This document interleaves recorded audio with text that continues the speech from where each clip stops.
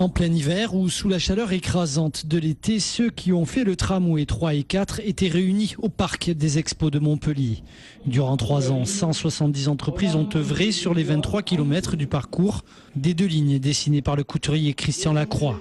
Cette histoire terminée, il reste des souvenirs et ce sont souvent les plus durs qui reviennent à l'esprit, comme les travaux des grosses infrastructures. Les travaux d'infra, ce sont les plus compliqués parce qu'ils nécessitent de créer la plateforme. Donc il faut créer les réseaux, enlever les anciens.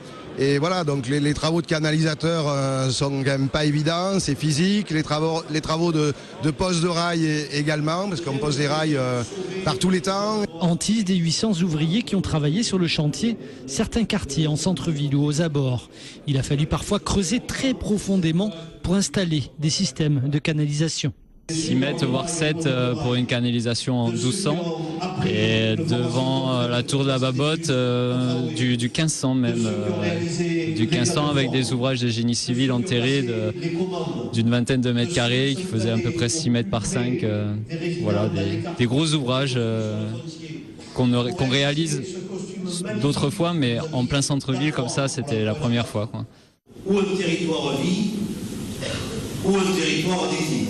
Il faut rendre aux uns et aux autres ce qui leur appartient, la compétence, le savoir-faire, la pénibilité qu'ils ont su déborder quand on soude en plein été, quand il fait très chaud, quand on est sur les chantiers d'une plateforme en posant des rails quand il fait très très froid. C'est cet ensemble d'éléments qui font que c'est une grande aventure humaine. 1 500 000 heures de travail au total sur ce chantier et forcément un petit coup de blues à l'heure de tourner la page.